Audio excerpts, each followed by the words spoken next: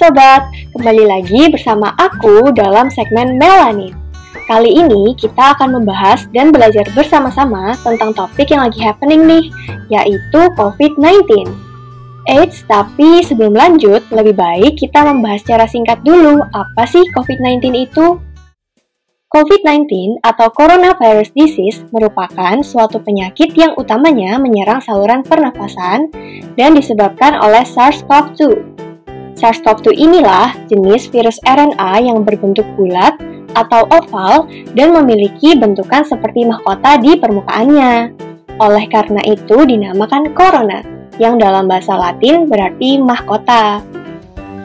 Sebenarnya apa sih mahkotanya itu? Jadi, pada virus ini terdapat berbagai macam struktur protein seperti envelope, membran, nukleik kapsid, dan juga spike. Spike inilah yang merupakan bentukan seperti mahkota tersebut. Protein spike ini juga yang berikatan dengan reseptor ACE2 pada manusia, sehingga virus dapat bereplikasi dan menyerang berbagai organ dalam tubuh seperti paru-paru dan organ yang lainnya. Selanjutnya, mari kita bahas tentang epidemiologi atau pola penyebaran dari virus corona. Berawal pada bulan Desember tahun 2019, kasus pneumonia misterius pertama kali dilaporkan di Wuhan, Provinsi Hubei, Cina. Sejak akhir Desember hingga saat ini, wabah tersebut telah menular ke berbagai negara, termasuk ke Indonesia. Sampel yang diteliti menunjukkan bahwa penyebab wabah tersebut adalah sejenis coronavirus. Awalnya, penyakit ini dinamakan sebagai 2019 Novel Coronavirus atau 2019 nCoV. Lalu kemudian WHO mengumumkan nama barunya pada 11 Februari 2020, yaitu Coronavirus Disease, atau yang akrab kita kenal sekarang sebagai COVID-19. Menurut teman-teman, lewat mana sih SARS-CoV-2 bisa menular secepat itu? Nah, virus ini dapat ditularkan atau ditransmisikan melalui kontak langsung maupun tidak langsung. Yang pertama, transmisi kontak dan droplet. Dapat terjadi ketika adanya kontak erat dengan orang yang terinfeksi melalui sekresi seperti air liur, saluran pernafasan, atau droplet saat orang yang terinfeksi itu batuk, bersin, dan berbicara. Yang kedua, transmisi melalui udara. Didefinisikan sebagai penyebaran agen infeksius yang melibatkan aerosol yang merupakan droplet nuklei berukuran sangat kecil sehingga dapat melayang di udara dan bergerak hingga jarak yang jauh. Yang ketiga, transmisi vomit. Vomit ini merupakan salah satu contoh transmisi secara tidak langsung karena dapat mengontaminasi permukaan dan benda yang jika tersentuh oleh orang dapat mengeluarkan SARS-CoV-2 ini. Selanjutnya, kita akan membahas tentang derajat keparahan penyakit beserta gejalanya nih. Yang pertama, tanpa gejala. Yang kedua, derajat ringan, di mana gejala yang muncul bisa berupa demam, batuk, diare, anosmia atau hilangnya pembauan, dan ageusia atau hilangnya pengecapan. Yang ketiga, derajat sedang. Terdapat gejala pneumonia ringan seperti batuk, demam, nafas cepat, sesak nafas, tapi tidak adanya hipoksia, yang berarti saturasi oksigen masih di atas 93%. Yang keempat, derajat berat, di mana adanya gejala pneumonia serta adanya hipoksia, yang menandakan saturasi oksigen di bawah 93%.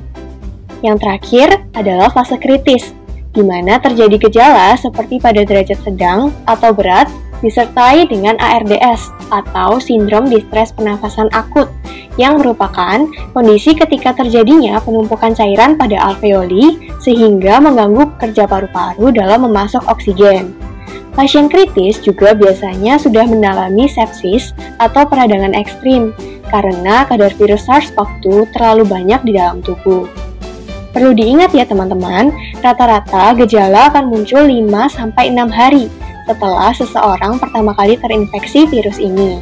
Tetapi bisa juga 14 hari setelah terinfeksi loh.